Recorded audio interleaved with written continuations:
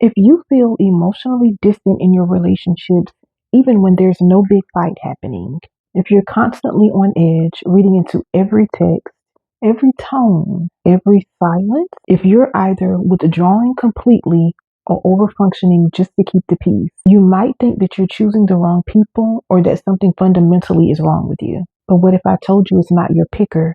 It's your nervous system in survival mode. In the next 15 minutes, I'm going to show you how survival mode quietly rewires your relationships for protection instead of love, the exact patterns to look for, and how to shift from defensive detachment to emotional freedom. Stay until the end. I'm going to show you one tool that helped me and hundreds of women finally break the cycle. We're at the end of February. The fresh start energy of January has worn off. You're back in the grind. Q1 deadlines, post-holiday fatigue, and maybe you're noticing something. Your relationships feel flat or tense or like you're going through the motions. You love your partner, but you can't seem to connect. You want to open up, but your body won't let you. You're irritable over small things or completely numb, or you're walking on eggshells trying to keep everybody happy. And you're telling yourself, I just need to try harder. Communicate better. Be more present. But here's what's actually happening. Your nervous system is in survival mode. And when you're in survival mode, your brain literally cannot access the parts that create connection, empathy, or emotional safety. This isn't a relationship problem.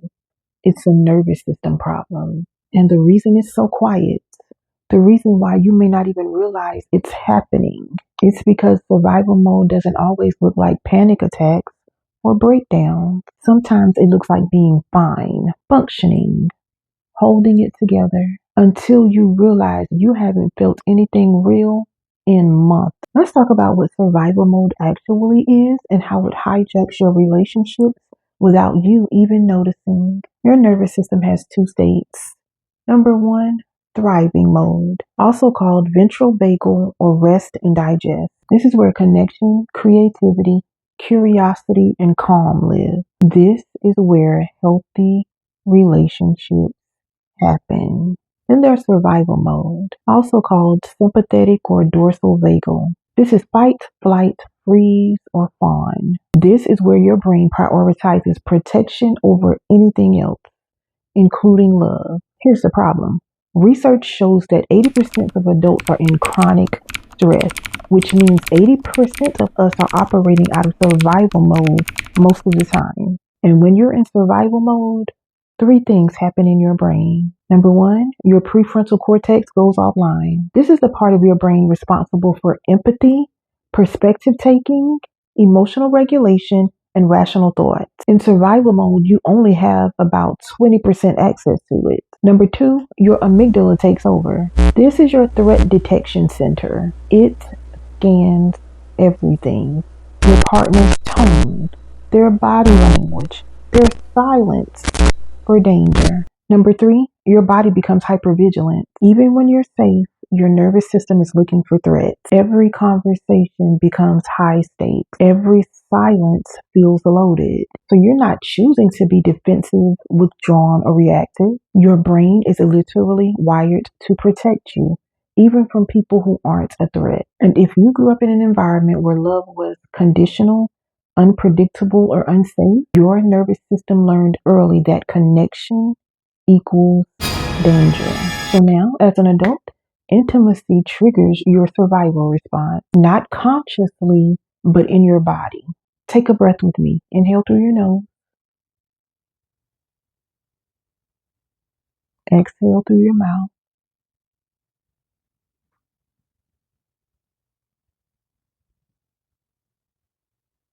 Notice if your jaw is clenched right now. If your shoulders are up by your ears, that's your nervous system holding tension. Let it soften just 5%.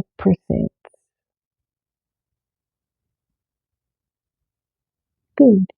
Now, let's talk about how survival mode actually shows up in your relationship.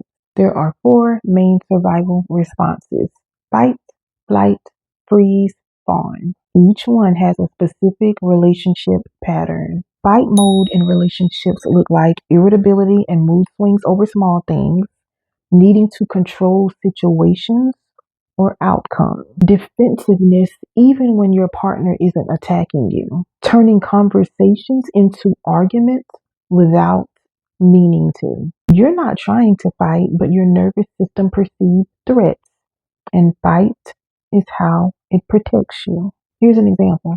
Your partner says, "You seem stressed," and you snap, "I'm fine. Why are you always analyzing me?" That's not you being mean. That's your amygdala protecting you from being seen as weak. Then there's flight mode. Flight mode in relationships look like staying busy to avoid emotional conversations, changing the subject when things get deep, planning your exit strategy even in good relationships, and physically or emotionally checking out. She's a runner, she's a track star. You're not avoiding connection because you don't care. You're avoiding it because your nervous system thinks closeness equals danger. Example, your partner wants to talk about the future. All of a sudden, you need to fold laundry, check your emails, scroll on your phone, whatever you have to do to avoid the conversation. Freeze mode in relationships look like emotional numbness. You feel nothing, even if you want to. Stonewalling, shutting down during conflict, the inability to express your needs or make decisions, and dissociation, feeling like you're watching your relationship from outside of your body. You're not cold or uncaring. Your nervous system has shut down to protect you from overwhelm. Example, your partner is upset and is trying to talk to you, and you just blank. You can't access words. You can't access feelings. You're just frozen. And then there's fawn mode. Fawn mode in relationships look like people pleasing to avoid conflict, over functioning. Baby, you doing all the emotional labor. Abandoning your needs to keep the other person happy, and saying yes when you mean no. You're not being nice. You're surviving by making yourself small so you don't get abandoned. Example, and I hope you're ready for this. Your partner does something to hurt you, and instead of addressing it, you go and apologize for being too sensitive and ask them if they're okay. Here's what I need you to hear. None of these patterns mean you're broken. They make you human. They make you someone whose nervous systems adapted brilliantly to keep you safe in environments where love felt conditional or unsafe. The problem is those strategies don't work anymore. They worked when you had no power, but now they're keeping you disconnected from the people you love. Put your feet on the floor. Feel the ground beneath you. Take 3 deep breaths. I'll wait.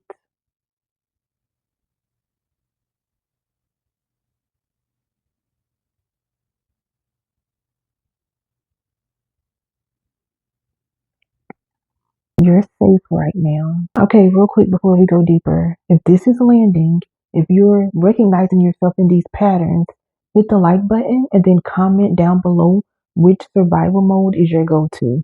Fight, flight, freeze, or fawn. It helps the algorithm show it to more people who need it, and it helps me know what content to create next. And if you're not subscribed, subscribe now because I post weekly content on nervous system healing, emotional regulation, and breaking out of survival patterns. All right, now let's talk about how to actually shift out of survival mode in your relationship. Here's what most people don't realize. Survival mode doesn't just affect how you show up in a relationship. It affects what kind of relationships you can have. When you're in survival mode, you cannot feel genuine intimacy or vulnerability. You can't access empathy for your partner. You can't communicate clearly or calmly. You can't trust that you're safe even when you are. And you can't make long-term decisions from a grounded place. You're literally operating from 20% of your brain's capacity. And over time, that creates specific relationship costs. Number 1, emotional detachment. You feel distant even when you're physically close. You go through the motions, dates, conversations, sex, but you're not there. You're numb. Number 2, constant miscommunication. You say one thing, they hear another. They say one thing, you take it as criticism. Every conversation feels like a minefield because your amygdala is scanning for threats. Number three, intimacy blocks, physical or emotional. You can't let them in. You can't be seen because vulnerability feels like life or death. And number four, blame cycles. You blame them for not understanding. They blame you for being distant. But really, you're both stuck in survival mode, trying to protect yourselves from each other. And the worst part, you know something's off. You know you're not showing up the way you want to, but you can't figure out why because survival mode is invisible. It's automatic. It's happening under your conscious awareness. This is not your fault. This is your nervous system doing what it was designed to do. But here's the good news. You can retrain it. So how do you actually shift out of survival mode? It's not about communicating better or trying harder. You can't think your way out of a nervous system problem. You have to work with your body. Here are the 3 steps. Step 1, awareness. First, you have to notice that you're in survival mode. Your body will tell you before your mind does. Some signs: jaw clenched, shoulders tense, breath shallow, stomach tight, mind racing, or just blank. When you notice these, name it. I'm in survival mode right now. That's it. No judgment, just awareness. Step 2, regulate. You have to give your nervous system a safety cue. This is not deep breathing for 20 minutes. This is 60 to 90 seconds of signaling to your body, we're safe. We can come out of protection mode. Here are 3 tools. Number 1, exhale longer than you inhale. Breathe in for 4 counts. Exhale for 6. Do it 3 times. This activates your vagus nerve, which tells your brain that you are safe. Number 2, move your body. Stand up, shake your hands, roll your shoulders. Movement metabolizes stress hormones.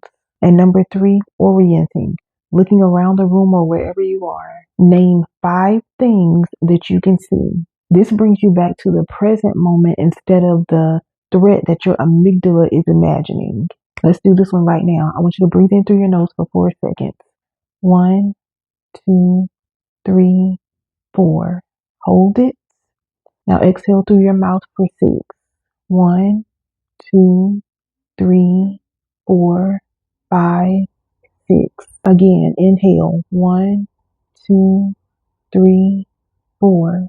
Hold it. Exhale through your mouth. 1, 2, 3, 4, 5, 6. Good. Step 3, reconnect with curiosity. Once you're regulated, you can reconnect, but from curiosity, not defense. Instead of, why are you always criticizing me? Say, I notice I feel defensive. Can we pause and try again? Instead of, oh gosh, you never listen at me. Say, I'm feeling unheard. Can you repeat back what you heard me say? Curiosity keeps your prefrontal cortex online. Defense shuts it down. These 3 steps, awareness, regulation, and reconnection, will shift you out of survival mode in the moment. But if you want to shift your baseline, if you want to stop defaulting to survival mode in the first place, you need consistent nervous system work. And that's what we do inside the Clarity Resets. If you've been in survival mode for months or years and you feel exhausted from being numb, defensive, or disconnected in your relationships, if you are tired of sabotaging your own happiness because your nervous system won't allow you to feel safe, the Clarity Reset is where we do the deeper work. The Clarity Reset is not a relationship course. It's not about communication skills or attachment styles. It's an emotional detox and nervous system recalibration that heals the root of why you're stuck in survival mode in the first place. Inside, you'll get daily nervous system practices that retrain your body to feel safe so you stop defaulting to fight, flight, freeze, and fawn. You get emotional regulation tools that give you clarity, boundaries, and inner peace instead of reactivity and overwhelm. You also get access to my Clarity community with other women who are healing their nervous systems. I promise you, you are not the only one and you don't have to do this alone. This is not about learning more. It's about living differently. It's about waking up and feeling calm in your body, making decisions from clarity, not fear, setting boundaries without guilt. Y'all know I love me some boundaries. Showing up in relationships as your whole self, not just the parts that you feel safe to show. The Clarity Reset is open now. The link is in my description. And when you join, you're not just getting practices. You're getting a community that holds you as you do the hardest, most important work, coming home to yourself. Your relationships will shift when you shift. When your nervous system learns that safety is possible. When you stop living in protection mode and start living in presence. Join the Clarity Reset and comment below what was your biggest aha moment from this video. You all know I read every single comment. Subscribe for weekly nervous system content. I'll see you in the next one.